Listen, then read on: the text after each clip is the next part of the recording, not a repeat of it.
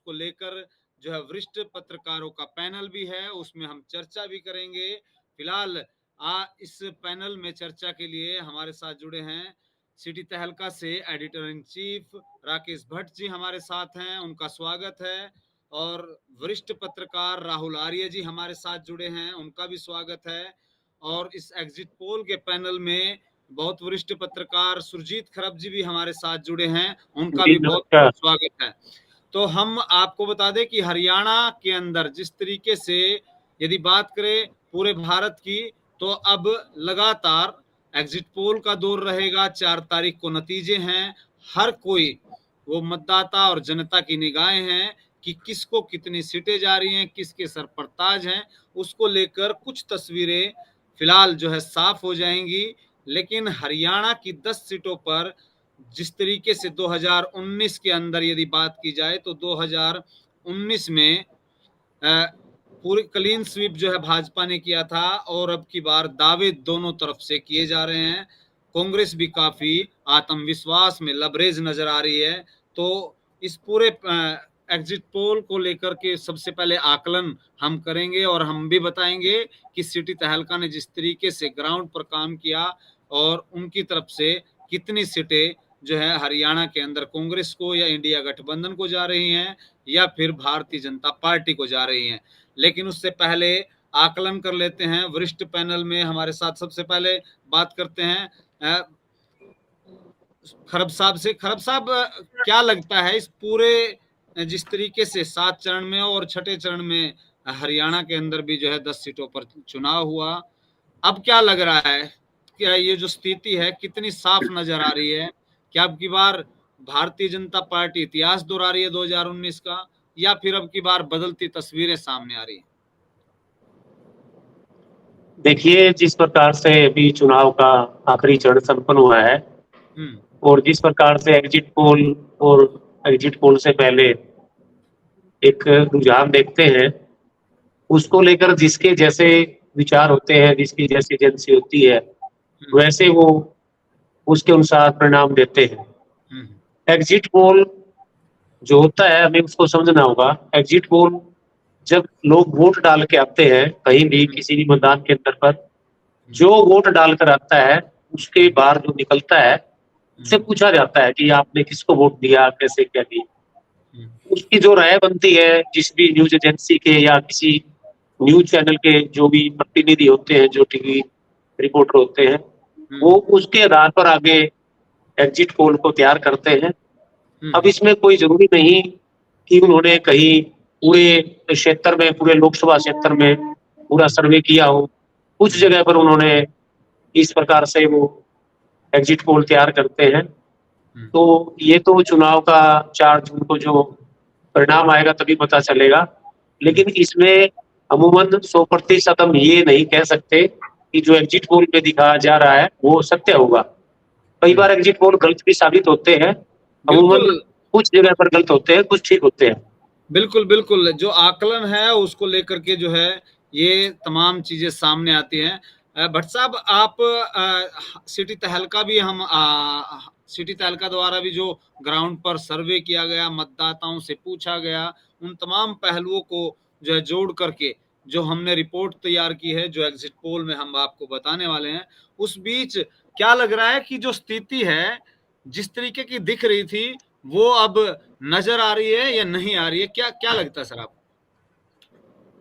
देखिए, जहां तक हमारे सर्वे की बात है, हमने सिर्फ सर्वे ही नहीं करा है। हमारी टीम बहुत पहले से पब्लिक के मूड के तहत गांव-गांव, शहर-शहर घूम रही थी जी। एक वो कलेक्शन भी हमारे पास था। उसके बाद भी हमने पता करा, और जैसे खरब साहब बता रहे हैं वो वाला भी सैंपल हमने लिया है।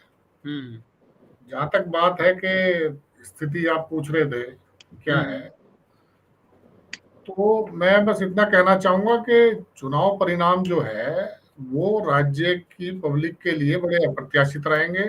साथ में भाजपा के लिए अप्रत्याशित रहेंगे, क्योंकि भाजपा ने पिछली बार 10 की 10 सीटें जीती थी और उससे पिछले चुनाव में 9 सीटें जीती थी जी।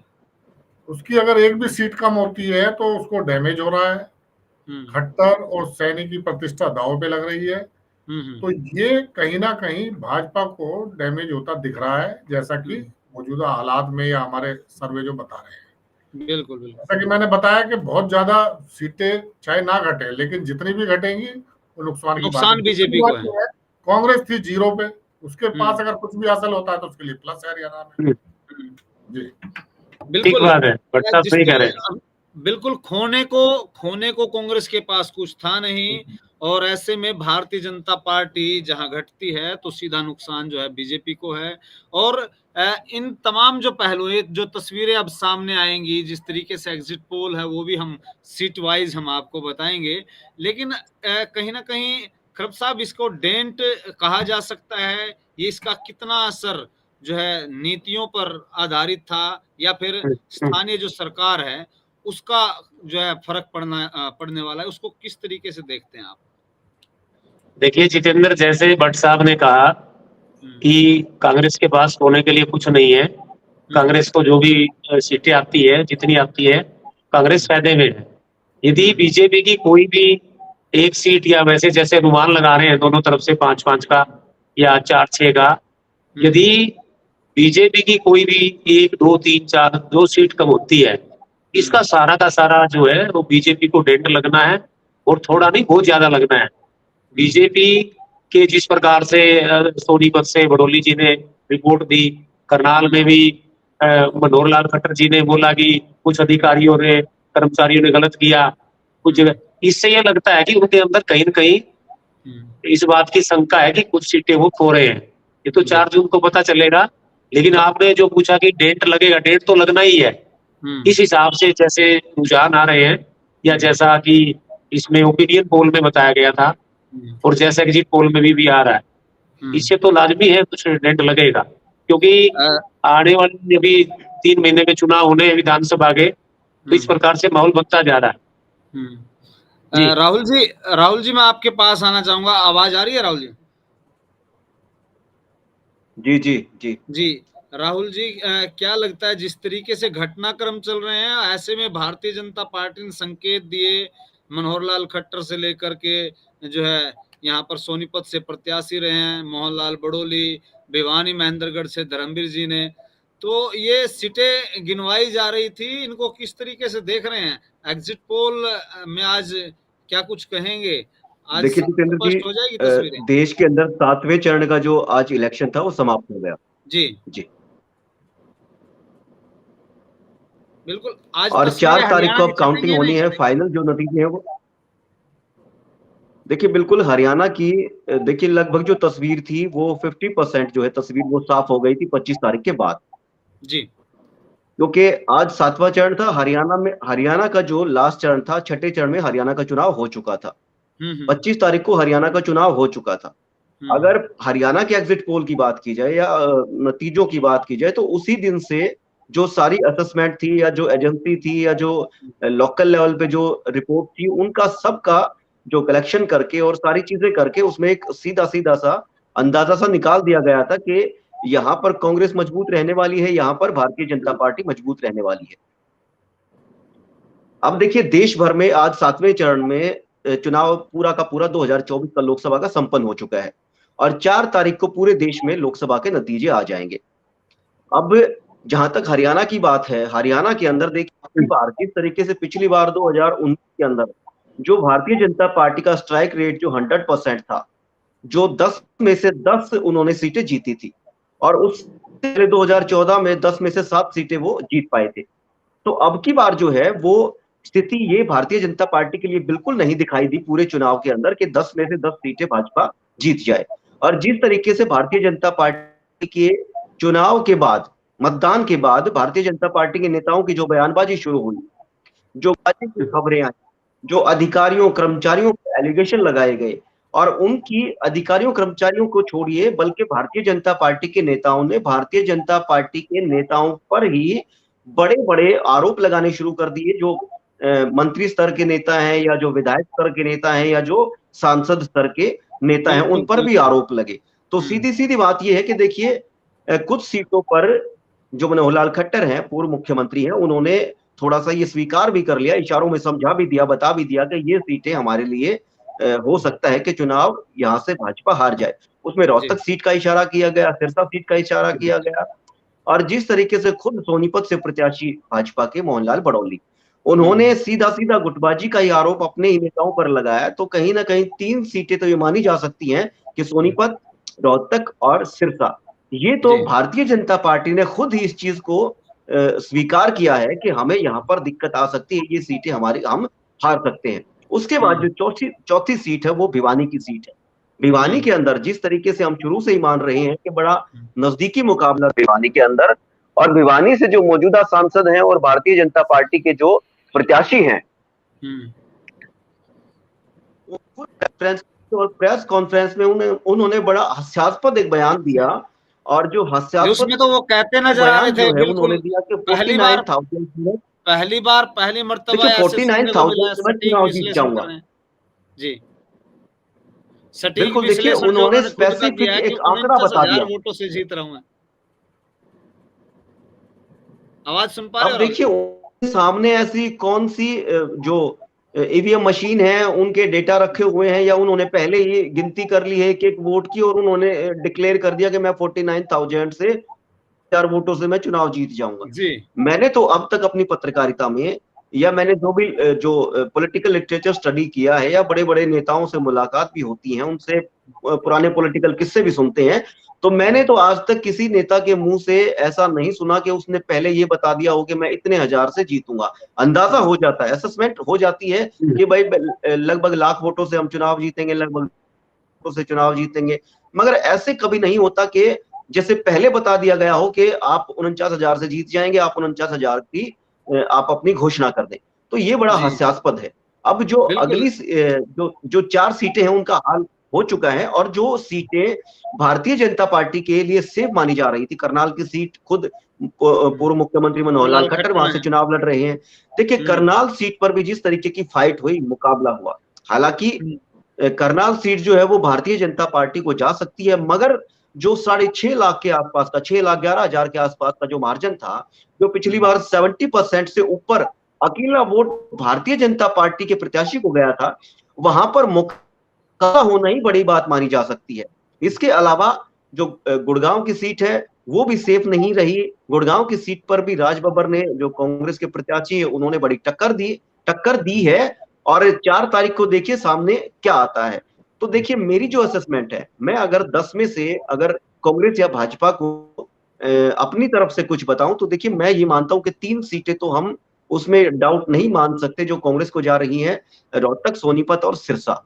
उसके अलावा जो कांग्रेस को जो जाने की थोड़ी सी संभावना ज्यादा है, वो भिवानी की सीट, और उसके बाद जो हिसार की सीट और कुरुक्षेत्र की सीट, ये कांग्रेस को जा सकती हैं। उसके अलावा जो 4 सीटें बचती हैं, गुड़गांव की, फरीदाबाद की, हालांकि फरीदाबाद में बड़ा टफ मुकाबला है, और जो अंबाला की और करनाल की, ये भारतीय जनता पार्टी को जा सकती हैं। कुल मिला के हम ये कह सकते हैं कि मुकाबला जो है वो 50-50 का नजर आ रहा है हरियाणा के अंदर। जो भारतीय जनता पार्टी के पास 10 की 10 सीटें थी, अगर भारतीय जनता पार्टी को 3 या 4 सीटों का लॉस भी होता है तो भी उनका ग्राफ जो है वो बिल्कुल। और अगर कांग्रेस 3 सीट भी लेती है, 4 भी लेती है, तो फिर कांग्रेस कुछ 0 से मैं आपके पास आऊंगा। आपका क्या आकलन है खरब साहब, किस तरीके से देख रहे हैं आप?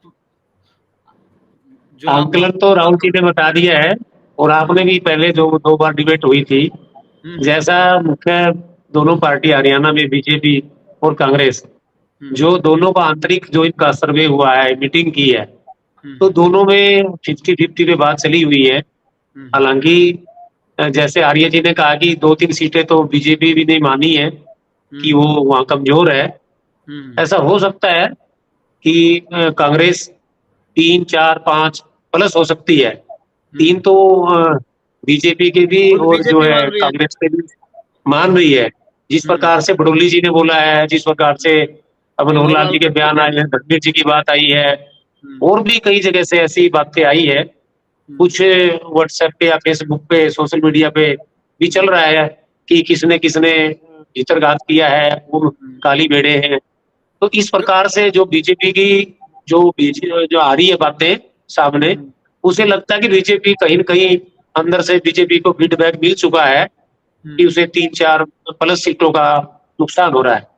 अब ये तो 4 करनाल जून को कंफर्म हो पाएगा। खरब साहब करनाल, कुरुक्षेत्र और अंबाला, सोनीपत, इनमें से जी कितनी भारतीय जनता पार्टी को आपका आकलन जा रहा है 4 सीटों में से, और कितनी पर कांग्रेस या इंडिया गठबंधन जा रहा है? देखिए, करनाल में यदि आप चुनाव की बात करें कि कौन जीतेगा कौन हारेगा, ये हम कोई भी नहीं कह सकता इसके बारे में।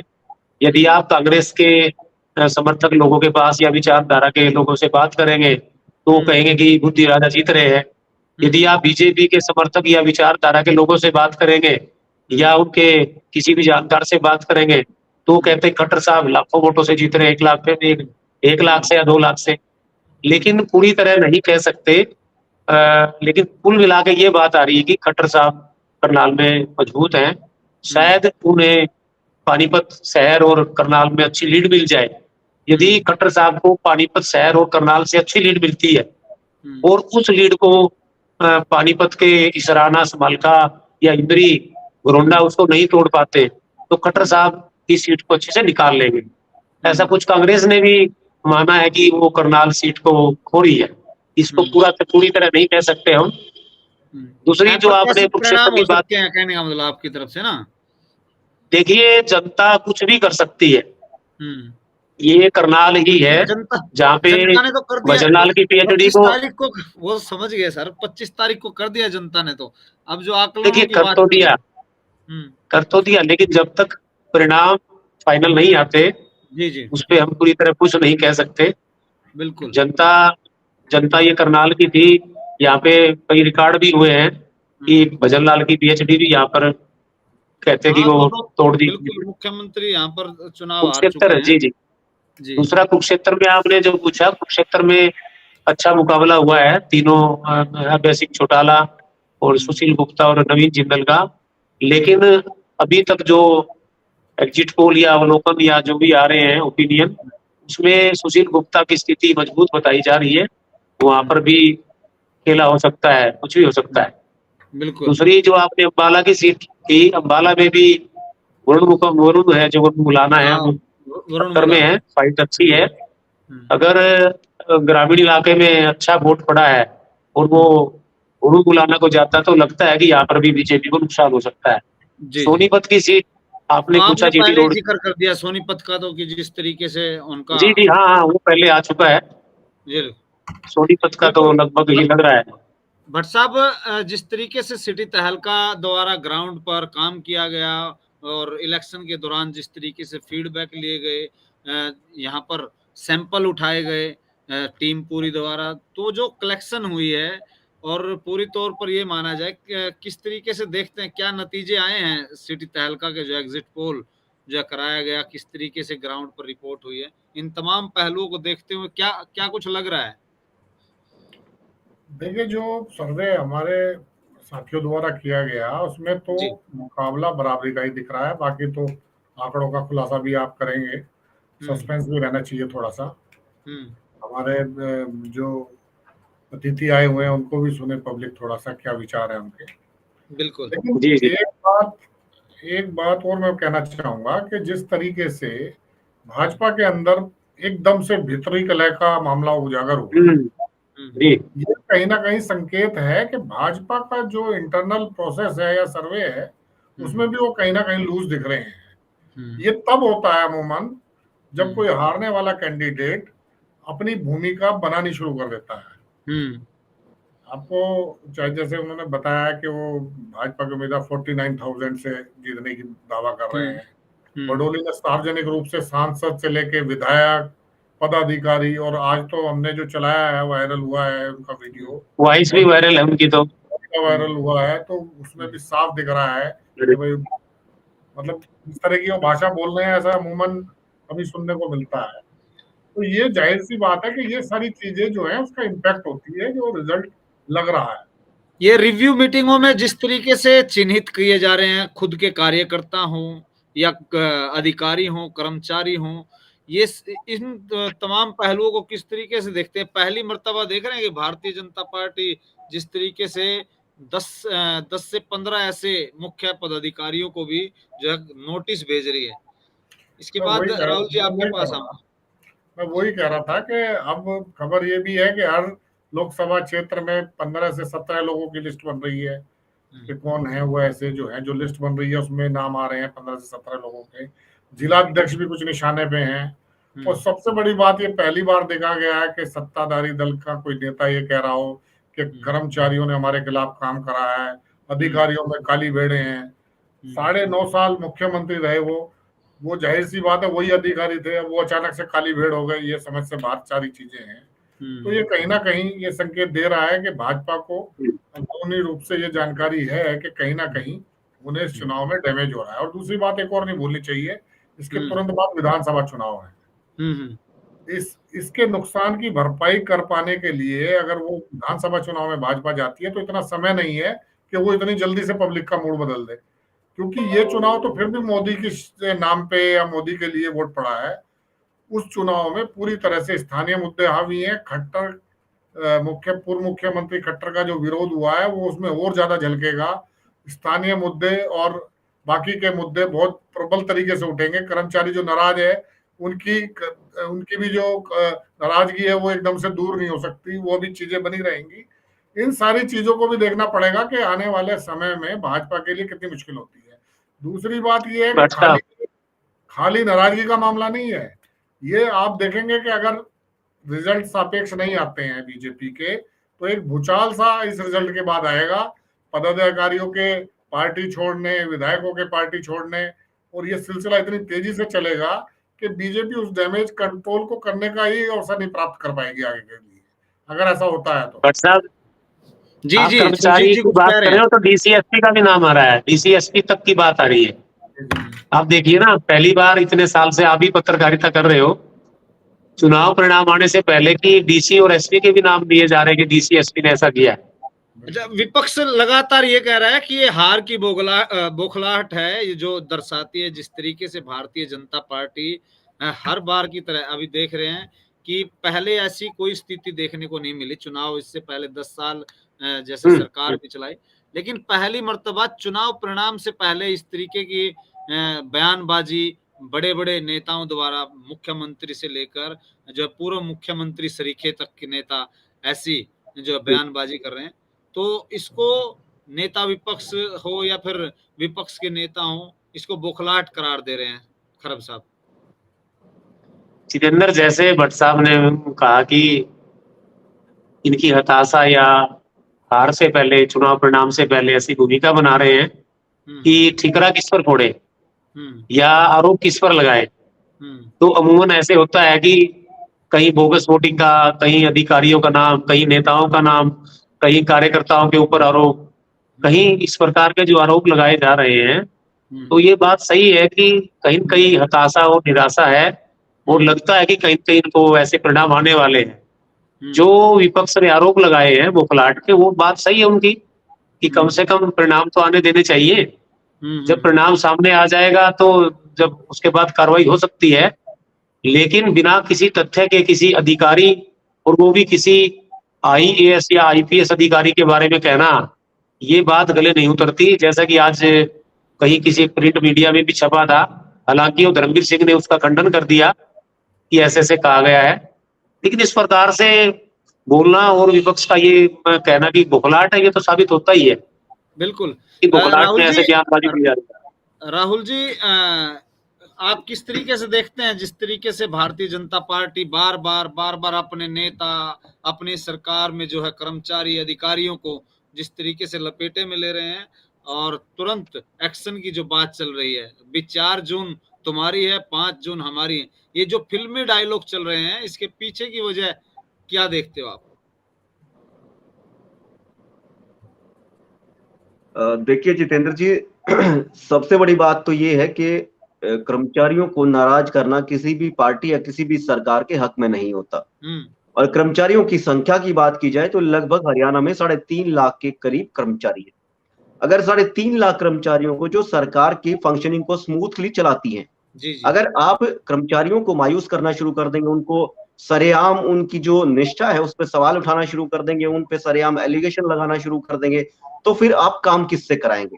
सरकार काम किससे कराएगी?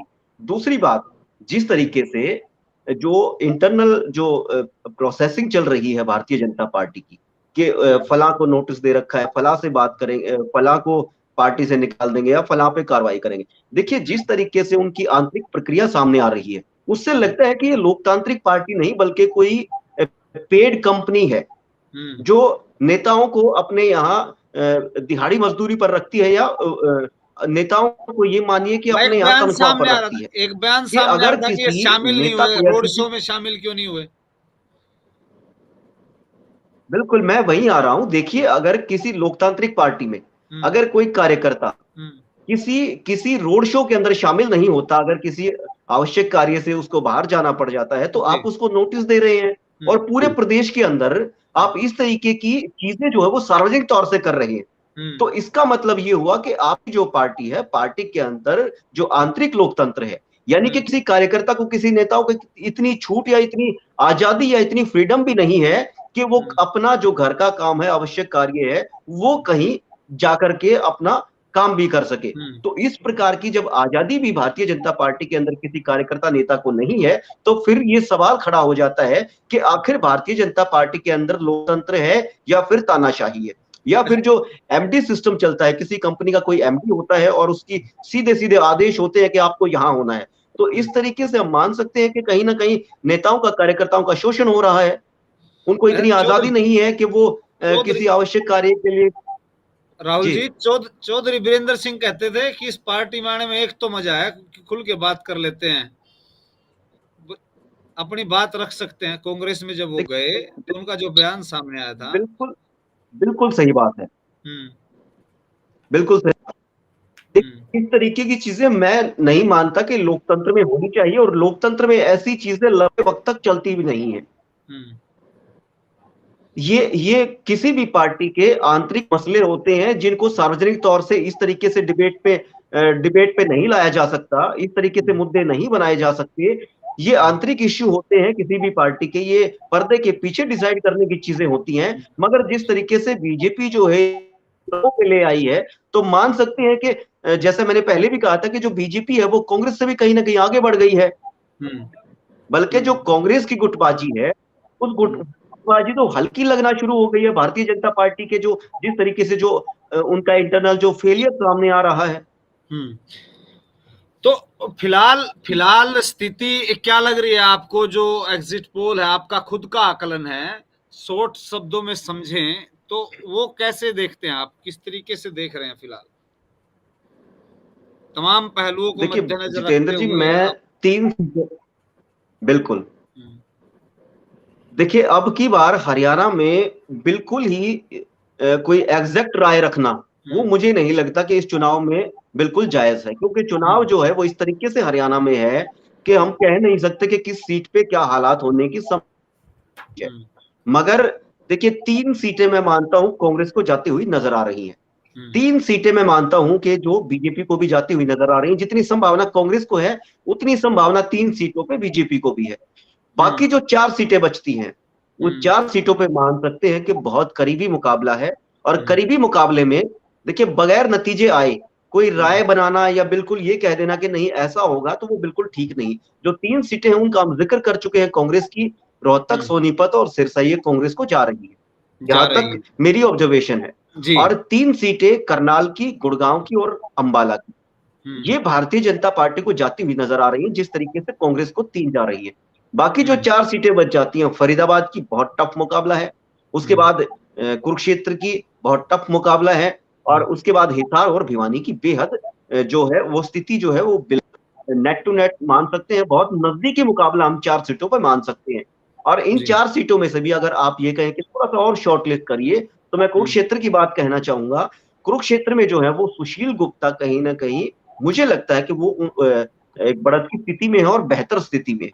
और इसमें से भी अगर मेरी निजी राय की अगर बात की जाए और थोड़ा सा शॉर्ट लिस्ट कर दूं, तो फिर जो भिवानी की स्थिति है, वो भिवानी की स्थिति मुझे लग रहा है कि वो भी कांग्रेस के फेवर में जाती हुई नजर आ रही है। जी खरब साहब, आपका क्या आकलन है? कितना इत्तेफाक रखते हैं राहुल की बात से? देखिए, दावे सभी कर रहे हैं, और राहुल जी ने जैसे बताया कि ऐसे 3 सीटें उधर क्लियर है, 3 सीटें उधर क्लियर है, पहले हम 2-2 सीटें मान रहे थे, अब 3-3 की जो बातें आ रही है, ऐसा कुछ हो सकता है। लेकिन सिरसा की जैसे सभी फाइनल मान के चल रहे हैं, जी। सिरसा में भी आर्य जी कुछ खेल हुआ है। सिरसा जो प्रॉपर सिटी एरिया है, वहाँ गोपाल कांडा ने अच्छी मेहनत की है। सिटी के अंदर यदि सिरसा के अंदर ज्यादा बीजेपी को वोट चली जाती है तो वहां भी कुछ गेम हो सकता है। वोटिंग परसेंटेज तो सिरसा भी ऑल ओवर सबसे कम हुआ है वहां पर, यदि शहर की कम तो हुआ है, लेकिन शहर के अंदर वोट ज्यादा होती है। जैसे कि राहुल जी ने कहा कि इस बार पूरा कोई सीधा नहीं कह सकते। जैसे भिवानी का कहा, भिवानी में, या अम्बाला का कहा, तो अम्बाला में वो बीजेपी भी जा सकती है, कांग्रेस में भी आ सकती है। तो कुछ साइलेंट वोटर हैं, साइलेंट वोट कहाँ गया है, नाराजगी का वोट कितना बड़ा है, ये सारा कुछ 4 जून को क्लियर होगा। बाकी यही मानकर चल रहे हैं सभी, हम भी यही मानकर चलते हैं कि 3 क्लियर सीट बीजेपी की और 3 सीटें जो है कांग्रेस की। 4 सीटें नाराजगी के वोट कितने कांग्रेस को पड़ते हैं, और मोदी जी के नाम पे, देखिए मोदी जी का नाम है भी, मोदी जी का नाम से काफी वोट पड़े हैं। मोस्टली लोग उन्हीं को देख के वोट दे रहे हैं। कितने लोगों ने बीजेपी को मोदी मैजिक के नाम पर वोट दिए हैं, ये 4 सीटें 4 जून को देखने को मिलेगा कि किस तरफ जाती है। बिल्कुल बिल्कुल। भट्ट साहब, जो ये लगातार हमारे जो पैनलिस्ट हैं, वरिष्ठ पत्रकार हैं, अतिथि हैं, ये जो कह रहे हैं, उनसे क्या इत्तेफाक मान लिया जाए? जिस तरीके से खरब साहब ने बताया, राहुल जी ने बताया, यहाँ आप क्या कुछ कहेंगे सर? देखिए, आकलन तो हमारा भी कुछ इस तरह का ही है, लेकिन जो अगर ये 6 सीटों को छोड़ के 4 सीटों की बात कहें तो मुकाबला बहुत जबरदस्त है और कांटे की टक्कर है। और एक चीज समझनी होगी कि अंडर करंट क्या निकल के आता है।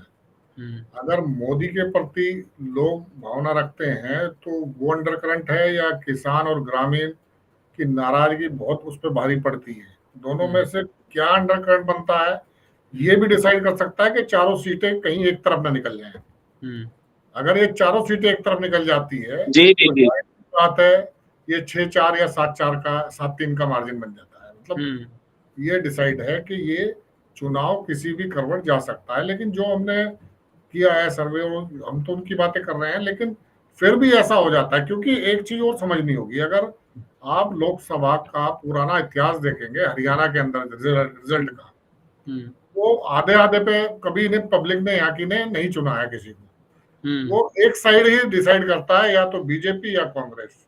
अगर कभी कभी क्षेत्रीय पार्टियां सक्रिय है या उनकी वेव चल रही है तो एक दो डिवाइड हो जाती है, लेकिन वो भी कहीं ना कहीं गठबंधन में बीजेपी और कांग्रेस से जुड़ी रही है, तो उसमें शामिल हो जाती है वो सीटें। तो अधिकांश समय यहाँ पे वन साइडेड पोलिंग होता रहा है, और ऐसा इस बार भी दिख सकता है, कोई बड़ी बात नहीं।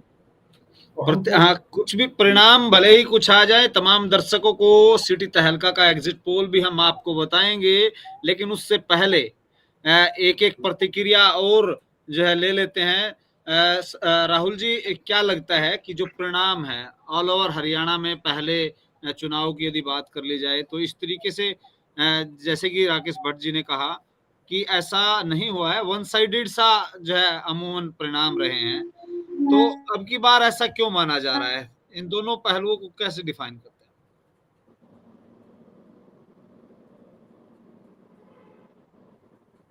आवाज सुन पा रहे हैं राहुल जी? शायद राहुल जी से बात नहीं हो पा रही, तो ये सवाल आपसे है खरब साहब, कैसे देखते हैं इन चीजों को कि पहली बार ऐसा हरियाणा के अंदर?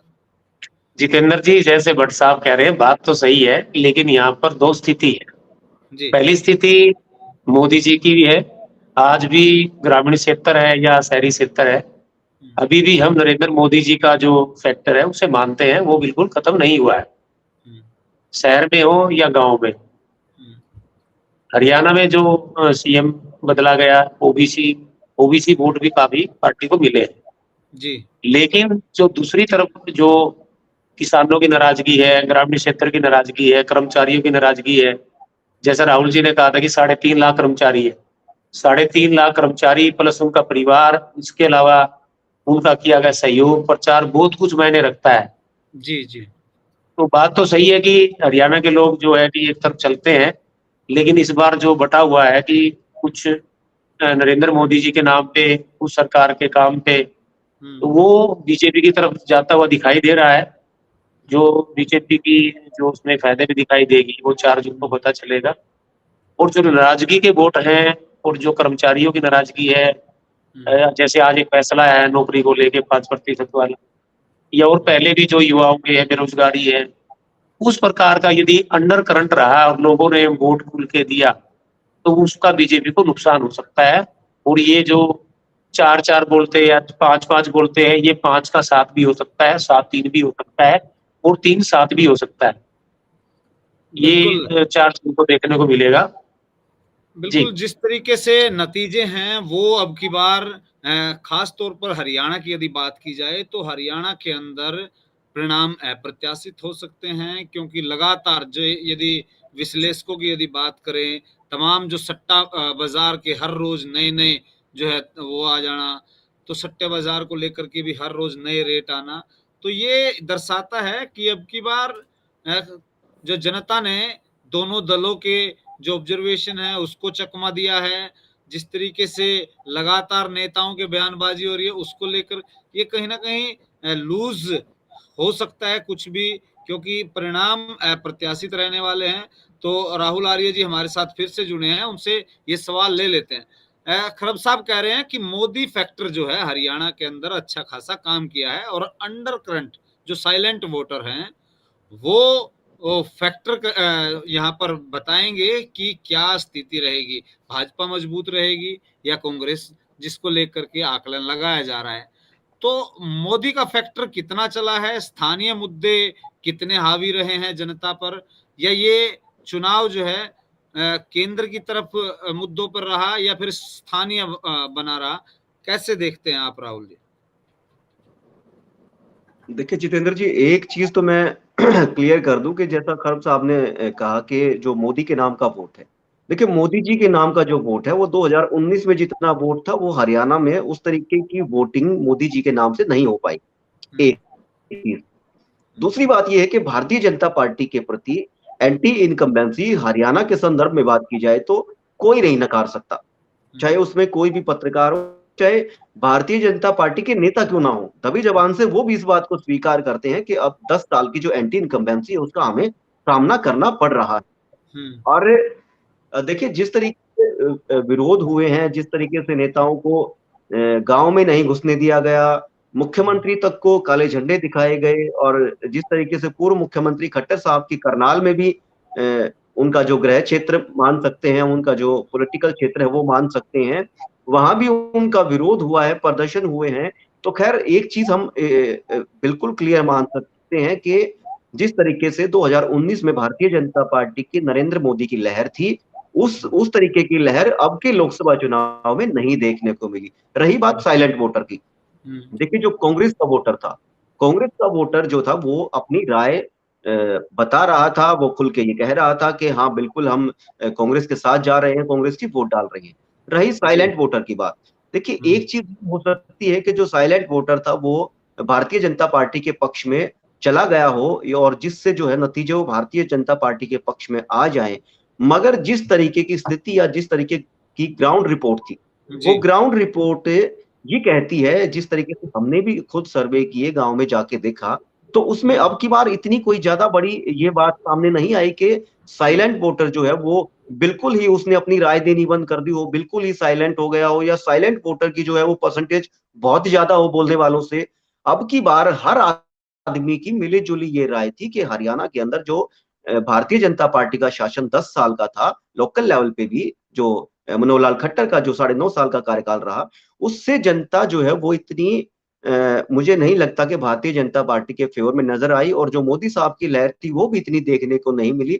और तीसरी बात जो आपने मुद्दों की बात की, देखिए मुद्दे जो हैं वो सेंटर वर्सेस लोकल ये चुनाव रहा, कोई ऐसा नहीं कि केवल जो केंद्र के मुद्दों पर केवल पीओके के नाम पर ही वोट डाल दी गए हों, केवल पाकिस्तान के नाम पर ही वोट डाल दिए गए हों, या केवल नरेंद्र मोदी के नाम पर ही वोट डाल दिए गए हों। लोगों ने नेताओं से सवाल किए हैं, लोगों ने पत्रकारों के माध्यम से, आप जैसे हमारे जैसे जो जो पत्रकार हैं उनके माध्यम से भी अपनी राय रखी है। उन्होंने अपनी क्षेत्रीय समस्याएं भी गिनवाई हैं, अपनी गली से लेके, जौहर से लेके, लाइट से लेके, अपने पशुओं से लेके, अपनी रोजमर्रा की जो समस्याएं हैं उनसे भी अवगत कराया है। वो भी सरकार तक या नेताओं तक अपनी बात पहुंचाई। जी राहुल जी, मैं कह रहा हूँ ये कह सकते हैं कि कांग्रेस द्वारा इसको केंद्र तक की नीतियों तक न पहुंचा करके यहाँ स्थानीय मुद्दों पर ला करके खड़ा कर दिया है। यही कारण है कि अब की बार परिणाम क्या रहेंगे उसको लेकर जो गहन मंथन भारतीय जनता पार्टी को भी करना पड़ रहा है। और जिस तरीके से शुरुआत की थी कि अब की बार कांग्रेस को खोने के लिए कुछ था नहीं, और ऐसे में उनको जो मिलेगा वो एक प्लस पॉइंट है और भविष्य की राजनीति के लिए भी बहुत कहीं ना कहीं फैक्टर रहेगा, क्योंकि 2024 में कुछ महीने बाद जो है फिर से चुनाव हरियाणा के अंदर है। जी, मैं जितेंद्र जी इसमें एक लाइन और इंक्लूड करूंगा और फिर अपनी बात करूंगा कि देखिए भारतीय जनता पार्टी के पास 10 सीटें 2019 में थी, अब भी 10 सीटें उनके पास थी, तो भारतीय जनता पार्टी के पास 10 से ज्यादा बढ़ने का स्कोप नहीं था, यानी कि उनके पास पाने को और ज्यादा नहीं था। उनके पास खोने को मान सकते हैं, अगर 10 में से कम होती हो तो खो रहे हैं, और 10 की 10 ले रहे हैं तो कोई पा भी नहीं रहे। और कांग्रेस के पास पाने को बहुत कुछ था, क्योंकि कांग्रेस 0 से अगर 2 पे खड़ी होती है, 3 पे होती है, 4 पे होती है, 5 पे होती है, तो कांग्रेस के पास पाने के लिए है और भारतीय जनता पार्टी के पास केवल खोने के लिए है। तो अगर कांग्रेस 3, 4, 5 जितनी भी सीटें लेती है तो वो भारतीय जनता पार्टी को ही डेंट कर रही है, भारतीय जनता पार्टी की 10 में से ही ले रही है। जी जी बिल्कुल। और जो तमाम दर्शकों का जो इंतजार है सिटी तहलका को लेकर के, दर्शकों की हर समय कमेंट के माध्यम से हो या फिर हमारे पास ईमेल के माध्यम से हो या फिर व्यक्तिगत तौर पर हो, तो उसको लेकर के ये था कि सिटी तहलका का एग्जिट पोल क्या होगा, क्योंकि जिस तरीके से ग्राउंड से हमने पब्लिक के मूड से लेकर लोगों के सैंपल लिए, जैसे कि राहुल जी का भी लगातार इसी तरीके से सर्वे रहता है, उन्होंने भी लोकसभा विधानसभाओं के माध्यम से सर्वे जो है लिए हैं, तो वहीं उसी को लेकर हम सिटी तहलका की तरफ से किसको कितनी सीटें जा रही हैं एग्जिट पोल में हम आपको बता देते हैं। हरियाणा की 10 लोकसभा सीटों में से यदि बात की जाए तो 5 सीटें जहां भारतीय जनता पार्टी को जा रही हैं और 5 सीटें वहीं यदि बात करी जाए तो कांग्रेस इंडिया गठबंधन को जा रही हैं। इसमें से सीधी क्लियर की कौन सी हैं वो भी हम आपको बता देते हैं। जो 3-3 सीटें की बात करें, जैसे कि आपने जिक्र किया था, ऐसे में 3 सीटें सीधे तौर पर कांग्रेस की तरफ जो है वो जाती नजर आ रही हैं। 3 सीटें वो हैं, उसका हम जिक्र कर लेते हैं। सिरसा, रोहतक, सोनीपत, ये सीधे तौर पर मान सकते हैं कि ये कांग्रेस जीत रही है। और दूसरी तरफ भी 3 ऐसी सीटें हैं, जैसा कि हम पहले भी इस चर्चा में शामिल कर चुके हैं। वहां पर यदि बात की जाए तो करनाल, गुरुग्राम और तीसरे नंबर पर अंबाला सीट है जो भारतीय जनता पार्टी को जाती हुई दिखाई दे रही है। और वहीं 4 ऐसी सीटें हैं जिसमें से, जैसे कि भट्ट साहब ने भी बताया, राहुल जी भी कह रहे हैं, और ये ऐसी सीटें हैं कि एक दीवार पर खड़े हैं, किसी भी हरियाणवी भाषा में कहते कहीं पर भी झोंक हो सकता है। जैसे कि धर्मवीर की हम चर्चा कर रहे थे, उन्होंने तो सटीक विश्लेषण कर दिया और किया भी तो बिल्कुल नजदीक से, जिन्होंने 49,000 तक की लीड बताई। तो ये जो सीटें हैं हिसार, भिवानी, महेंद्रगढ़, फरीदाबाद और कुरुक्षेत्र, ये जो 4 ऐसी सीटें हैं जहां पर मुकाबला बहुत कांटे का है और यहां पर भी कुछ भी हो सकता है। ऐसी स्थिति में यदि बात की जाए तो यहां हिसार की यदि बात करें, हिसार सीट भी भारतीय जनता पार्टी की तरफ जा सकती है, ऐसा जो है हम अपने एग्जिट पोल में बता रहे हैं। क्या कुछ कहेंगे सर? बट सर आप कैसे देखते हैं इस पूरे एग्जिट पोल को सिटी तहलका के? में 3-3 सीटें ही हमने मानी है कि पूरी तरीके से भाजपा या कांग्रेस को जा रही है, जो आपने नाम बताया जी। इसमें एक और बात ध्यान देने वाली है, अगर कुरुक्षेत्र सीट गठबंधन के पास आती है तो टेक्निकली ये आम आदमी पार्टी की सीट निकलेगी। जी गठबंधन में है वो एक अलग बात है, लेकिन हमें ये भी ध्यान रखना होगा अदर्स में एक सीट ये बिल्कुल हो सकती है आम आदमी पार्टी के रूप में। बिल्कुल बिल्कुल। और जैसे मैंने पहले भी बताया कि इसमें मोदी फैक्टर चलता है या एंटी जो किसान मूवमेंट चल रहा है, जो ये बीजेपी के प्रति नाराजगी चल रही है, वो हावी होता है। अब देखना ये है इन 4 सीटों में कौन सी चीज हावी होती है, वो उसी तरीके से हवा का रुख ये बदलेगा। तो बिल्कुल जो हमने बताया है, लगभग 4 सीटों पे फाइट मानते हुए 2-2 सीटों का दिख रहा है, लेकिन इसमें फिर भी मार्जिन की गुंजाइश है। ये 6-4 भी हो सकती है, और अगर एक तरफ की वेव आती है, अंडर करंट कुछ दिखता है, तो 7-3 भी हो सकता है किसी के भी पक्ष में। बिल्कुल। 7-3 की यदि बात करें कि भारतीय जनता पार्टी 7 की तरफ भी जा सकती है, या फिर ये बराबर पे भी आ सकती है, 6-4 भी रह सकती है, ऐसा आपका मानना है? जी जी जी राहुल जी, आपका आपका क्या आकलन है, किस तरीके से देख रहे हैं आप? देखिए जितेंद्र जी, मैं बता चुका हूं कि मेरी जो ऑब्जर्वेशन है वो 6-4 की रह सकती है, और उसको थोड़ा सा और करेक्ट कर लिया जाए तो 5-5 की रह सकती है। 5 कांग्रेस और 5 भारतीय जनता पार्टी। और 6-4 में किसे ऐड कर रहे हैं आप? देखिए अगर बिसाइड्स 6 किसको जा 6-4 रही में है? तो 3 सीटों का हम जिक्र, बिल्कुल देखिए 6-4 में 6 कांग्रेस को जा सकती है और 4 भारतीय जनता पार्टी को जा जी सकती है। 6 जो सीटों की बात करें, अगर जो कांग्रेस को जाने की संभावना है, वो सीट सबसे पहले सिरसा की सीट, जी उसके बाद रोहतक की सीट, जी उसके बाद सोनी सोनीपत की सीट, जी उसके बाद भिवानी की सीट 4, और हिसार की सीट 5, और जो कुरुक्षेत्र की सीट है इंडिया इंडिया गठबंधन की, वो गठबंधन 6 सीट। ये इनकी संभावना मुझे लगती है कि 3 सीट तो क्लियर जो कांग्रेस को जाती हुई नजर आ रही हैं, और जो बाकी 3 भिवानी, कुरुक्षेत्र और जो हिसार है, उनकी संभावना जो है वो ज्यादा है बजाय भारतीय जनता पार्टी के चुनाव जीतने के। वहां से कांग्रेस की संभावना मुझे ज्यादा नजर आ रही है। और इन तीनों में से भी मैं संभावनाओं की अगर बात करूं तो मुझे सबसे ज्यादा जो संभावना नजर आती है वो कुरुक्षेत्र की, उसके बाद जो संभावना नजर आती है वो भिवानी की, और उसके बाद जो 30 है वो हिसार की। तो मेरा जो प्रेडिक्शन है वो 6-4 का है या 5-5 का है। खरब साहब, बहुत नजदीक चलना है अभी तो। क्या लग रहा है, थोड़ा सा दर्शकों को बताएं। आकलन लगातार जो है चल रहा है, अपना अपना अनुभव शेयर करें।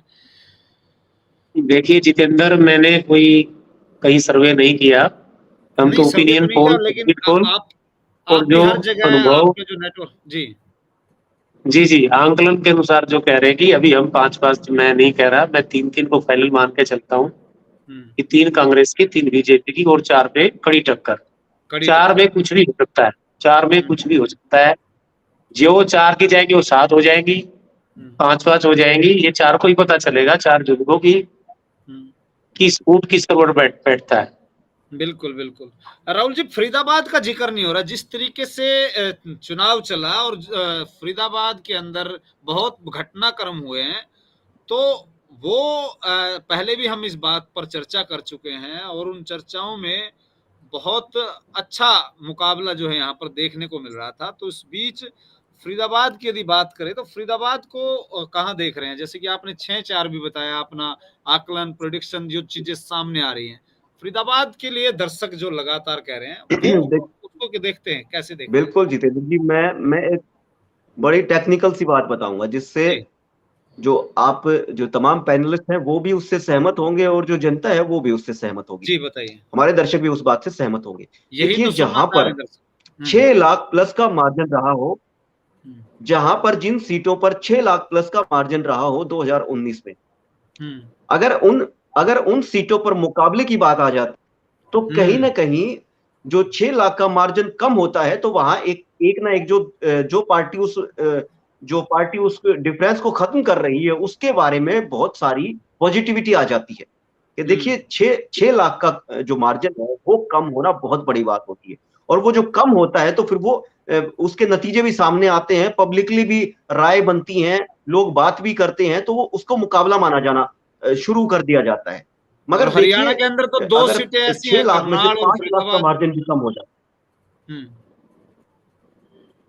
बिल्कुल करनाल और जो फरीदाबाद थी उनमें पिछली दफा 6 लाख प्लस का मार्जिन भारतीय जनता पार्टी के प्रत्याशियों की ओर से रहा था, और देश में दूसरे और तीसरे नंबर की ये जीत भी रही थी। जी अब उनको, उनमें अगर उनमें से 4 लाख का वो मार्जिन जो है वो भी कम होता है, तो एक पूरे जो क्षेत्र है उसके अंदर बात चलनी शुरू हो जाती है। और जो चर्चाएं होती हैं उसी के आधार पर हम जैसे और आप जैसे जो लोग होते हैं वो उन्हीं चर्चाओं के आधार पर अपना आकलन या अपना जो असेसमेंट है वो क्रिएट करते हैं। बिल्कुल। तो जो इतनी ज्यादा मार्जिन की सीटें थी वो मार्जिन कम होना ही चर्चा का विषय है, और जो चर्चा वो है वो उसी चर्चा के कारण जो सीटें हैं वो फाइट में लग रही हैं। हालांकि जो फाइनल होगा वो तो 6 को होगा, मगर ये एक चीज कंफर्म है, अगर ये दोनों सीटें भाजपा को भी जा रही है तो भी मार्जिन जो है वो 4 लाख का, 5 लाख का, 6 लाख का नहीं रहने वाला। मार्जिन भी जो है वो पिछले के मुकाबले बहुत कम रहेगा।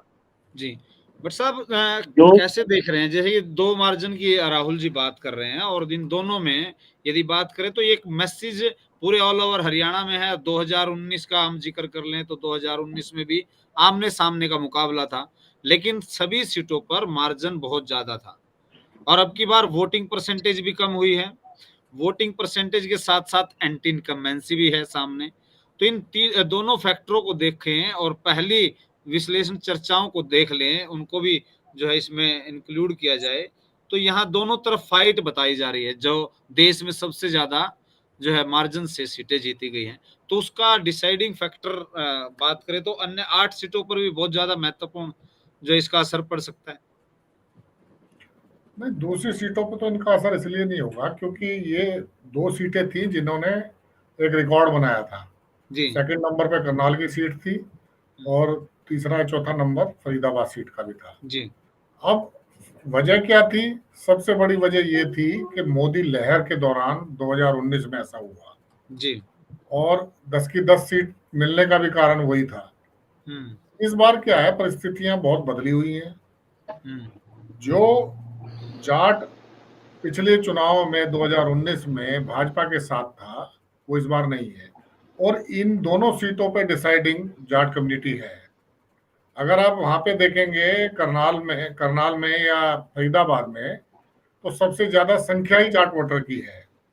करण दलाल कैंडिडेट नहीं बन पाए, लेकिन बाद में उन्होंने समर्थन दिया, और जिस तरीके से होडल हथीन पलवल में वोटिंग परसेंटेज हाई गया, इट मीन्स के जाटों ने मतदान किया है बड़े पैमाने पे, और जाट और किसान इस बार नाराज है बीजेपी से, ये बात जग जाहिर है।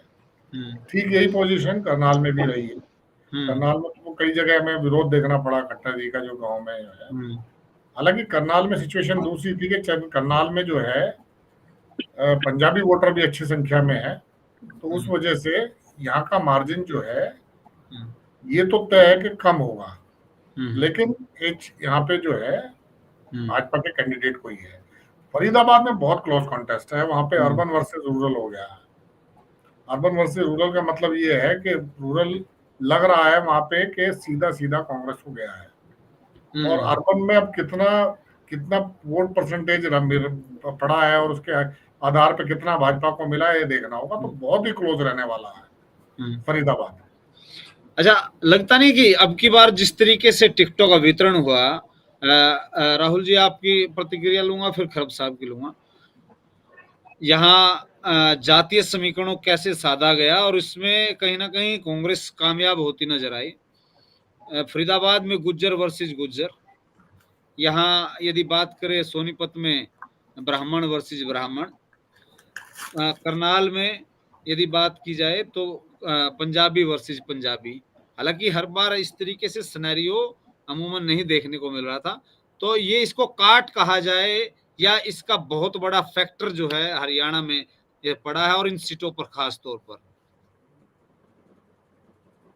राहुल जी से तो अभी संपर्क नहीं हो पा रहा है, जुड़ेंगे तो उनसे फिर पूछेंगे। खरब साहब आप बताइए। जितेंद्र जी, मैं राहुल जी और भट्ट साहब की बात को आगे बढ़ाता हूँ। जैसा कि पहले कहा कि 6 लाख वोट से फरीदाबाद और करनाल जीते थे, ये बात सही है कि इस बार हरियाणा में मोदी लहर नहीं है। मोदी लहर नहीं है, लेकिन मोदी थोड़ा बहुत मैजिक है, जिस कारण से बीजेपी की जो भी वोट आ रही है या जो भी सीटें आएगी वो इसी कारण से आएंगी। हरियाणा में आपने देखा होगा कि हर लोकसभा क्षेत्र में चाहे वो मंत्री हो चाहे वो विधायक हो, वो मोदी जी के बारे में ही या केंद्र की योजनाओं के बारे में ही चर्चा करता हुआ मिला। एक दो मुद्दे को लेके, जो हरियाणा का एक दो विषय था उसको छोड़ के। जी जी जी। तो जो ये है, आने वाले जो चुनाव है या अभी जो परिणाम आएंगे, इसमें देखने को मिलेगा जो हम्म, नाराजगी वाली बात थी या अन्य जो विषय थे, वो सारा हम्म, देखने को मिलेगा इसमें। बिल्कुल। जैसे दूसरा आप क्या पूछ रहे थे? जी, मैं कह रहा था कि जो तीनों जगह अब की बार ऐसा देखने को मिला कि फरीदाबाद में गुज्जर वर्सेस गुज्जर, सोनीपत में जी जी। ब्राह्मण वर्सेस ब्राह्मण खड़ा कर दिया कांग्रेस ने, इंडिया गठबंधन ने। यहाँ पर पंजाबी वर्सेस पंजाबी, पहली पिछली बार की यदि बात करें तो ब्राह्मण वर्सेस पंजाबी था, वहां पर जाट वर्सेस, यदि बात करें सोनीपत में तो ब्राह्मण वर्सेस जाट था। तो इन तमाम पहलुओं को अब की बार जो है सामने जो डिफाइन करने के लिए, वोटों का ध्रुवीकरण करने के लिए कांग्रेस ने प्लानिंग है, ये कितने कारगर साबित हुई है? देखिए, इस बार कांग्रेस ने बहुत ही अच्छे तरीके से सर्वे करने के आधार पर या और अन्य तरीके से अच्छे कैंडिडेट लोकसभा में उतारे हैं। बीजेपी जितना कमजोर मान के चल रही थी, ऐसे कमजोर कैंडिडेट इस बार कांग्रेस ने नहीं उतारे। जो आपने बोले हैं विधान लोकसभा में जो उम्मीदवारों के नाम बोले हैं, हाँ, वे जातीय सभी समीकरण साधे थे मजबूत जो। मजबूत भी है, जातीय समीकरण भी है। जैसे पहले बोलते थे कि वहां पर जाट दे दिया तो ब्राह्मण को उतार दो, ब्राह्मण के दे दिया तो जाट उतार दो, तो ऐसा इस बार नहीं है। सोनीपत में जैसे कि बडोली जी को उतारा तो वो ब्रह्मचारी जी को ले आए, वहां पे धर्मवीर जी के सामने रावदान सिंह जी को ले आए, खट्टर साहब के सामने दिव्यांशु को ले आए, जी हिसार में जाट को ले आए, फरीदाबाद में गुज्जर को ले आए। ये बिल्कुल एक तरह से बीजेपी के खिलाफ जो कांग्रेस की रणनीति थी बिल्कुल सही थी, और इसका जो है कांग्रेस को सीधे सीधे फायदा अभी 4 जून को देखने को मिलेगा। यदि कांग्रेस अपनी आशा के अनुसार सारी सीटें जो वो चाहती है नहीं जीत पाती, लेकिन जो भट्ट साहब ने और राहुल ने जी ने जो जिक्र किया था करनाल और फरीदाबाद का, वो रिकॉर्ड नहीं बना पाएंगे। जो 6 लाख का 5 लाख का रिकॉर्ड था, वो रिकॉर्ड बिल्कुल नहीं बना पाएंगे। चाहे वो हजारों में जीते, चाहे 1 लाख में जीते या ना जीते, वो 4 जून को पता चलेगा।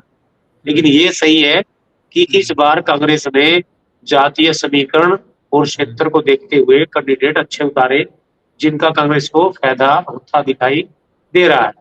यही कारण है कि जो 4 सीटों पर लगातार जो है कांटे की टक्कर फंसी हुई है, वो किसी भी रुख, जो है आपने बताया कि ऊंट किस करवट बैठेगा, वो तो जो पेटियों में मतों में अभी मतदाताओं ने पैक कर रखा है। 4 जून को भविष्य खुलेगा।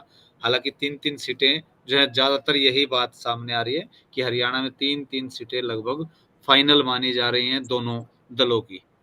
तो ये मुख्य कारण है कि इसके पीछे जिस तरीके से टिकटों का अच्छा वितरण होना या प्लानिंग के तहत चुनाव लड़ना, अब की बार गुटबाजी सामने इतनी न देखने को मिलने कांग्रेस की, यही फैक्टर है जिसको लेकर। और दूसरी तरफ एंटी इनकम्बेंसी। जितेंद्र जी, ये बात बिल्कुल सही है कि राजनीति में यदि सामने अच्छा खिलाड़ी हो, कुश्ती होती है, तो बराबर का पहलवान हो तो कुश्ती अच्छी होती है। बिल्कुल। तो इस बार जो कैंडिडेट उतारे हैं वो बिल्कुल भट्ट साहब की बात सही है कि अच्छे कैंडिडेट उतारे हैं और समीकरण भी ऐसे बने हैं। एक फरीदाबाद की सीट को ले लीजिए कि फरीदाबाद में महेंद्र प्रताप अच्छे, उनकी अच्छी पकड़ है, साफ छवि है। इसके साथ उनको कर्ण दलाल का साथ मिल गया। कर्ण दलाल के अलावा जो अवतार सिंह भड़ाना, जो एमपी रहे हैं फरीदाबाद से और राजस्थान से भी रहे हैं, मेरठ से भी रहे हैं, उनका भी अच्छा वहां पर वोट बैंक है। इस प्रकार महेंद्र प्रताप का मजबूत होना और कृष्ण पाल गुर्जर को टक्कर देना, ये भी एक अच्छा समीकरण या अच्छी कांग्रेस ने रणनीति बनाई। तो ये एक कारण हो सकता है, अच्छा कारण है कि इससे कांग्रेस को फायदा होगा। बिल्कुल। भट्ट साहब, जिस तरीके से हरियाणा में करनाल सीट की यदि बात करें, करनाल को पहले जो सेफ जोन की बात कही जा रही थी, हैवीवेट कैंडिडेट आने के बाद ये कहा गया सिर्फ फार्म भरना है। उसके बाद खट्टर साहब ने हरियाणा के दौरे के विजय संकल्प रैलियां की, चुनावी मैदान में खिलाड़ी नहीं आया है, अब तक मजा नहीं आ रहा है। उसके बाद जिस तरीके से चुनाव चले हैं और उस चुनाव की गतिविधियां चली हैं, और अब मतदाताओं द्वारा भविष्य पैक कर दिया गया है, और यहाँ उसके बाद बयानबाजी पूर्व मुख्यमंत्री के सामने आना, इन तमाम पहलुओं को कैसे देख रहे हैं आप? इतने बड़े मार्जिन की सीट करनाल लोकसभा। देखिए, पहले मैं उस बात पे आना चाहूंगा जो आपने कहा कि कांग्रेस ये जो कैंडिडेट खड़े करे गए हैं जी ये अच्छे कैंडिडेट है। जी मैं बताना चाहूंगा कि कांग्रेस की इसमें बहुत बड़ा रोल किस्मत का है। बीजेपी ने कैंडिडेट डिक्लेयर कर दिए थे, 1 महीने का टाइम कांग्रेस को मिला कैंडिडेट डिसाइड करने के जी लिए। जी और आपने अगर नोटिस करा हो कि जाट जिस तरीके से खिलाफ था बीजेपी के, कहीं पे भी कांग्रेस की ये उलझन नहीं आई कि जाट कैंडिडेट के सामने जाट खड़ा करना है। फरीदाबाद में प्लस पॉइंट ये रहा, गुज्जर खड़ा था तो गुज्जर को खड़ा करके वहां वोटों का ध्रुवीकरण कर लिया और जाट अपनी तरफ कर लिया। जहां पे भी ये सिचुएशन बनी, जहां पे ब्राह्मण खड़ा करा था सोनीपत में तो ब्राह्मण खड़ा कर दिया, तो वहां पे भी जाट लैंड है, जाट आ गया। तो ये बड़ी जाटों की साथ और सूझबूझ क्या किस्मत भी थी एक कि पहले उनके टिकट डिसाइड हो गए बाद में इनके हो गए। तो एक रणनीति ये थी कि जाट वोट बैंक जो कि आधे से ज्यादा सीटों पे वो फ्री में आ रहा है आपकी तरफ, हरियाणा में कहते हैं रोंगे में आ रहा है, रोंगे में संख्या में है, वो आपको एक बंच अपने आप बैठे बिठाई मिल रहा है। तो ये बहुत अच्छी भाग्य भी था और रणनीति भी थी। दूसरा आपने पूछा कि करनाल सीट को लेके जी के कैंडिडेट जो है पहले बड़ी बड़ी दावे और वो हो रहे थे और बाद में चुनाव कुछ फंसता हुआ दिखा।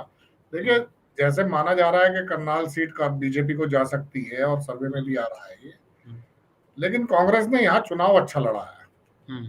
जैसे लोग कह रहे थे कि खट्टर चुनाव जीतते हैं तो बुद्धि राजा भी दिल जीतने का काम यहाँ पे करेंगे। उसकी वजह ये है, पहली बार उनका चुनाव लड़ना और संगठन का और कांग्रेस नेताओं का साथ ना देने के बावजूद इतने बड़े स्तर पे चुनाव लड़ लेना और एसपी के सामने चुनाव लड़ना, जो 9.5 साल मुख्यमंत्री पद से हटके चुनाव लड़ रहे हैं। तो ऐसा नहीं है, अगर ये मार्जिन 1.5-2 लाख का भी रहता है तो मेरा मानना है कि बुद्धि राजा दिल जीतने का काम यहाँ से जरूर करेंगे, चुनाव चाहे जीते या ना जीते। बिल्कुल, इस बात से जो है इत्तेफाक रखना पड़ेगा, इसलिए भी है क्योंकि यहाँ पर आपने बहुत बड़ी बात कही है कि स्थानीय नेताओं का इतना साथ न मिलना ये एक बड़ा फैक्टर भी रहा है। और उसके साथ साथ पहली मर्तबा जो है चुनाव लड़ रहे थे और उस 3 दिन तो चुनाव जब डिक्लेयर इनकी प्रत्याशी डिक्लेयर हुआ कांग्रेस का, 3 दिन तो लोगों ने सर्च किया कि ये है कौन। उसके बावजूद यहाँ फाइट में आना, इतने बड़े कैंडिडेट के सामने खुद पहला चुनाव लड़ रहे हैं, तो ये अपने आप में मायने रखता है। क्यों खरब साहब? देखिए, 31 साल का जो एक प्रचार के दौरान चर्चा हुई छोरा जीतेगा, 31 साल का छोरा या लड़का जो इतनी कम उम्र में एक नेता बन गया और 6 लाख के मार्जिन तो वो लाख पे या कम ले आएगा या क्या रहेगा, वो देखने वाली बात होगी। बुद्धि राजा के पास होने के लिए कुछ नहीं है, पाने के लिए सब कुछ है। पहली बात तो उन्होंने टिकट पा ली। कांग्रेस में टिकट लेना भी बहुत बड़ी बात होती है, आसानी से टिकट नहीं मिलती। तो ये अच्छी बात है कि कांग्रेस के लिए या बुद्धि राजा के लिए, उसके लिए अच्छी उसकी राजनीति है। उसका उज्जवल भविष्य है। पाने को आप बता रहे हैं कि जहां टिकट पाई है, पहचान पाई है, और ये मुख्यमंत्री के सामने जो चुनाव लड़ने की ये भी एक अपने आप में बड़ी बात है। और उसमें फाइट करना और स्थानीय नेताओं का न होना, इतना साथ न मिलने के बावजूद जो है चर्चा में रहना, ये भी अपने आप में बड़ी बात है। और तमाम जी आप कुछ कह रहे हैं खरब साहब? जी बताइए। दिव्यांशों ने जिस प्रकार से चुनाव लड़ा या जिसका साथ मिला या एक किस्मत की बात मानिए, हवा की बात मानिए, उसने जो भी किया, एक बात तो ये साबित सबके सामने हो गई कि खट्टर साहब को मैदान में आना पड़ा। खट्टर साहब पहले दूसरे हलकों में जा रहे थे, चुनाव प्रचार कर रहे थे। आखिर का जो सब था आपने भी देखा होगा कि मनोहर लाल जी को मुख्यमंत्री को डोर टू डोर भी करना पड़ा, रोड शो करने पड़े, आगमो कॉलोनियों में भी गए।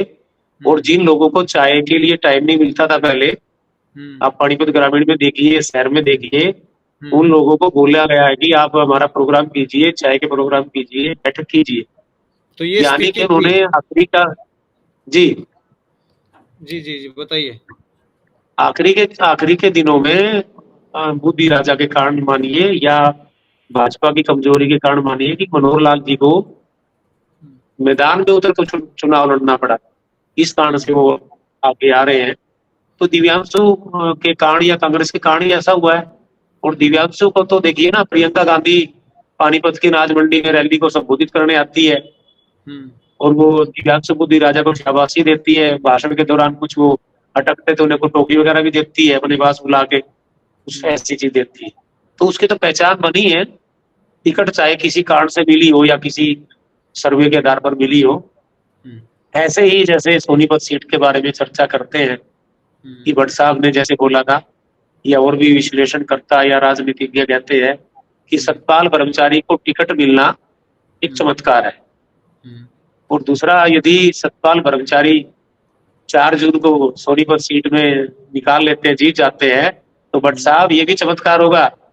देखिए कि दूर से सतपाल आकर ब्रह्मचारी के का आना, सन्यासी आदमी, जी देखिए बाहर से तो इसलिए नहीं कहेंगे हम कि वो यही के हैं, जींद के गांगोली गांव के हैं, इसलिए हम पहले भी एक बार चर्चा की।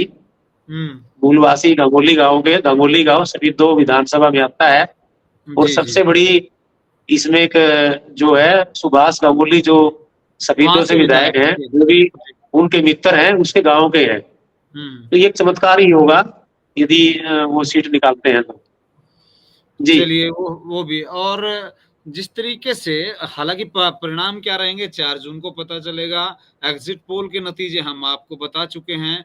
लेकिन भट्ट साहब, फिलहाल जो स्थिति सामने आ रही है, जिस तरीके से कार्यकर्ताओं से, कर्मचारियों से इस तरीके के जो है नोटिस जारी किए जा रहे हैं, वो चाहे करनाल लोकसभा की बात हो कि उन्होंने जो है राज्य मंत्री के करीबी हों भी ऐसा मुखालफत करने का काम किया है, रोड शो में शामिल नहीं हुए हैं, इस तरीके से मदद नहीं की गई है, तो ये इसको डिफेंस मोड कहें 4 जून के लिए कि परिणाम कुछ भी हो सकता है, अभी भी ऐसी चिंता में है भारतीय जनता पार्टी, या फिर इसको बौखलाहट कहें, या फिर ये वाकई जो है दमदार ऐसी चीजें सामने आई हैं जिसको भारतीय जनता पार्टी ने ट्रेस करने के बाद ये कहा है। इन तीनों चीजों में से क्या मानते हैं सर? मैं बताना चाहूंगा कि चमत्कार तो राजनीति में होते रहते हैं। राहुल गांधी चुनाव हारे, ये भी चमत्कार था। पिछले विधानसभा चुनाव में सारे मंत्री हार गए भाजपा के, ये भी चमत्कार था। तो बहुत सारे चमत्कार तो ऐसे होते रहते हैं और होंगे भी, आगे इस चुनाव में भी देखने को मिलेंगे। दूसरी बात आपने कर्मचारियों की कही, तो वो तो मैंने शुरुआत में ही बोल दिया था कि जब उम्मीद के अनुरूप चीजें ना हो तो उसकी एक भूमिका बांधने की चीजें सामने आती हैं। उसमें स्ट्रेटजी का हिस्सा हो सकता है उम्मीदवार की तरफ से, पार्टी की तरफ से, राजनेताओं की तरफ से, कि भाई कल को ये कहने के लिए तो हो कि वजह क्या थी हारने की। जी जी, कहने का एक सीधा सा मतलब है, इसमें कोई ज्यादा घुमाव करने की जरूरत भी नहीं है। तो वो वाली चीजें हैं कि ये एक भूमिका बांधने के लिए ये सारी चीजें करी जा रही हैं कि कल को अब बड़ोली अगर चुनाव हारते हैं, जैसे बता रहे हैं सतपाल मजबूत, तो बड़ोली ने पहले क्लियर कर दिया, मेरा साथ सांसद ने नहीं दिया, विधायक ने नहीं दिया, किसी पदाधिकारी ने दिया। हाँ बिल्कुल। ऑडियो वायरल हो गया, तो वो उनका कहना यही होगा कल को कि भाई मुझे चुनाव जीतना कहा था, ये तो पहले ही मैंने खुलासा कर दिया था सारी चीजों को। इसके पीछे ये भी मान सकते हैं ना सर, बड़ोली का मामला ज्यादा फंसा हुआ है तो उन्होंने कर दिया, बाकी अभी थोड़ा थोड़ा कर रहे हैं। कोई चिट्ठी लिख रहा है, कोई बता रहा है वर्बली, कहीं पे कर्मचारियों की बात, रोहतक को लेके ही सिर्फ बात हो रही है कर्मचारियों की, सब वहां पे उन्होंने ठप्पे लगवाए हैं, बोगस मतदान कराया है। क्योंकि अमूमन ऐसा जो इनके पीछे की कलह होती है, ये पर्दे के पीछे होती थी। क्यों ऐसा अब की बार ऐसा करना पड़ रहा है कि मीडिया के सामने भारतीय जनता पार्टी के नेताओं को बताना पड़ रहा है? क्योंकि ये समीक्षा बैठक, रिव्यू जो बैठकें हैं, वो इंटरनली होती है, मीडिया में उसको कोई इंटरफेयर नहीं होता है। लेकिन पहली मर्तबा ही तो है कि इसको सार्वजनिक तौर पर प्रत्याशी हो या अन्य नेता हो, वो बाहर निकल करके और सामने कह रहे हैं, तो ये इससे भी अनुमान लगाया जा सकता है। एक कहावत है, उधर हिसार साइड में या राजस्थान से जुड़े हुए इलाकों में सुनेंगे, तो कहा जाता है कि जब किस्मत खराब है तो ऊंट पे भी बैठे हुए आदमी को कुत्ता काट के चला जाता है। हाँ, तो यह स्थिति यहाँ पे है इस समय पे। भाजपा में किसी ने सोचा भी नहीं होगा कि भीतरघात इस तरह से होगा, आमने सामने बैठ के विरोध करेंगे एक दूसरे का, और ये स्थिति आएगी, क्योंकि बड़ी डिसिप्लिन पार्टी माना जा रहा था इसे मोदी के नेतृत्व में, कि कोई आवाज भी नहीं उठा सकता। तो ये सारी चीजें जो देखने को मिल रही है, ये एक तरीके से हरियाणा में शुरुआत इसकी हुई है लोकसभा चुनाव से पहले। आगे कहाँ तक जाती है तो देखना पड़ेगा, लेकिन ये जाहिर सी बात है कि जब समय सापेक्ष नहीं चल रहा होता तो ये सारे चीजें देखने को मिलती है। इलेक्शन से पहले सारी चीजें कांग्रेस में चल रही थी, अब ये डाइवर्ट हो गई है भाजपा की तरफ। आने वाले समय में देखना है क्या क्या होता है। बिल्कुल। आपसे भी आखिरी सवाल लेता हूं सर, क्या कहेंगे खरब साहब, जिस तरीके से कलह जो है भारतीय जनता पार्टी ने, माफी चाहूंगा, कांग्रेस की लगातार सामने आ रही थी, सड़कों पर आ जाती थी और ये कहा जाता था संगठन अभी तक है नहीं और विश्व में सबसे बड़ी पार्टी भारतीय जनता पार्टी है, हमारा बूथ से लेकर पन्ना प्रमुख, हमारा पन्ना जो है सबसे चौकन्ना, और उस बात को कितना यहाँ ठीक मानते हैं कि कांग्रेस ने तो अभी तक संगठन नहीं बनाया, उसके बावजूद जो है यहाँ पर रिजल्ट में बहुत कुछ पाने की उम्मीद, यहाँ एग्जिट पोल दिखा रहे हैं तमाम जगह। जितेंद्र जी, जैसे भट्ट साहब कह रहे हैं कि जी, और आपने पूछा कलह के बारे में, ये तो बिल्कुल सही है कि अभी तो कुछ लोगों के नाम आए हैं, और जिस प्रकार से सोनीपत में मोहनलाल बड़ोली ने नाम लिया है, सीधे सीधे हम उसकी पुष्टि नहीं करते। वो निर्मल चौधरी के पति की वॉइस बताई जा रही है, जो ऑडियो वायरल हो रही है। यदि ऐसा कुछ है और जो उसमें उन्होंने बोला है, और जैसे पानीपत के नेताओं के भी कुछ नाम लिए हैं, जैसे आपने बोला था कोर कमेटी के मेंबर है, रोड शो में क्यों नहीं आए, किसी बूथ में किसी टेंट में देखे गए दूसरे के, या किसी खंड प्रमुख ने प्रचार नहीं किया, वोट नहीं मांगे, या नेताओं ने या अधिकारियों का नाम लिए जा रहे हैं, तो ये कलह। और अभी आप देखना कि यदि जो आपका सर्वे आया है कि आपका एग्जिट पोल है जी 5-5 रहता है, तो देखने वाली बात होगी कि ये भगदड़ भी बच सकती है। अच्छा। और जो आरोप प्रत्यारोप के जो आप बता रहे हो कि कलह, ये और सामने आ सकती है, क्योंकि लोकसभा चुनाव के 2-3 महीने बाद जो है विधानसभा चुनाव के लिए पूरी औपचारिकताएं शुरू हो जाएगी। तो आने वाले समय में ये भी देखने को मिल सकती है। फिलहाल जो आपने पूछा कि ये कलह भीतरघात कांग्रेस में देखने को मिलती थी, ये कांग्रेस में पहले, जैसे कि पहले एसआर के नाम लिया गया, अभी एसआर के गुट है या हुड्डा साहब के खिलाफ बना हुआ है, लेकिन इस बार जो आपने देखा होगा कि अधिकतर जो कांग्रेस में बड़े नेता शामिल हुए वो भूपेंद्र सिंह हुड्डा उन जवान के नेतृत्व में शामिल हुए। इस बार जो कांग्रेस आलाकमान को लगता है, या जो भूपेंद्र सिंह हुड्डा जी की मजबूती लगती है, उसके कारण से अभी इतनी गुटबाजी दिखाई नहीं दी और कलह दिखाई नहीं दी। शुरुआत में कुछ नेताओं ने अलग चलने की बात कही या दिखाई दी, तो उसके बाद कांग्रेस के जो राष्ट्रीय अध्यक्ष खड़गे साहब और जो हरियाणा प्रभारी है दीपक बाबरिया जी ने, उन्होंने उन नेताओं को सख्त हिदायत दे दी कि इस प्रकार की कोई कलह या गुटबाजी नहीं चलेगी। इस कारण से कांग्रेस इस बार ज्यादा खुल के विरोध नहीं कर पाई, नेता खुल के बोल नहीं पाए। हालांकि ये बात तो सही है कि एक दूसरे के क्षेत्र में प्रचार करने के लिए बड़े नेता नहीं गए, हालांकि उन्होंने, वो ये कह सकते हैं कि वे उस दिन दूसरे हल्के में प्रचार के लिए गए थे। लेकिन जिस प्रकार बीजेपी में अनिल विज साहब भी, आपको पता कि विज साहब प्रचार में नहीं गए, उन्होंने भी सीमित दायरा ये कह लिया कि कैंट से मैं बाहर नहीं जाऊंगा, अपने विधानसभा क्षेत्र में रहूंगा। वे तो वहां पर किसी रैली या बैठक में भी मुख्य रूप से नहीं पहुंचे थे, अपने हल्के से बाहर, ऐसी बताई गई। जैसे रामविलास जी से मिलने गए, धनखड़ जी से मिलने गए, अनिल विज जी वहां पर चले गए, लेकिन उन्होंने प्रचार में मुख्य रूप से भाग नहीं लिया। इसी प्रकार और भी बहुत सारे बड़े नेता हैं बीजेपी के, या छोटे जो पन्ना प्रमुख की बात कर रहे थे, या कार्यकर्ता पदाधिकारी थे, जो 2019 में खुलकर भागीदारी ले रहे थे, वो इस बार के चुनाव में ऐसी बीजेपी के कुछ नेता भी खुलकर भाग नहीं ले रहे। और कुछ नेताओं की तो अंदर करने की बात ये है, वे भी चाहते थे कि इस बार, वो कहते ना कमर लगनी चाहिए, इस बार इनको आईना दिखना चाहिए। जिस प्रकार सेंटर में कुछ नेता बीजेपी के बड़े राज बताए जाते हैं, या अंदरूनी राजनीति सेंटर की है, इसी प्रकार हरियाणा में भी इस चुनाव में देखने को मिली। ये कितनी अंदर खाते अंदर खाने बीजेपी को डेंट लगा है या कितना भाजपा के उम्मीदवारों को नुकसान होता है, ये 4 जून को ही पता चलेगा। लेकिन जिस प्रकार से सोशल मीडिया पे या बीजेपी की समीक्षा बैठकों में जो बातें बाहर निकल कर आई है कि भोरलाल बड़ोली ने ऐसे बोला, धर्मवीर जी ने ऐसे बोला, और राज्य मंत्री के नेताओं ने, कार्यकर्ताओं ने ये किया, या रोड शो में शामिल क्यों नहीं हुए, कुछ नेता, कुछ अधिकारियों ने खिलाफत की है, बोगस वोटिंग की है, इस प्रकार के जो आरोप प्रत्यारोप या लगाए जा रहे हैं, उससे साबित होता है कि कहीं न कहीं बीजेपी में अंदर खाने गड़बड़ हुई है। धड़कने प्रत्याशियों की भी तेज हैं, धड़कने समर्थकों की भी तेज हैं। क्या कहेंगे भट्ट साहब,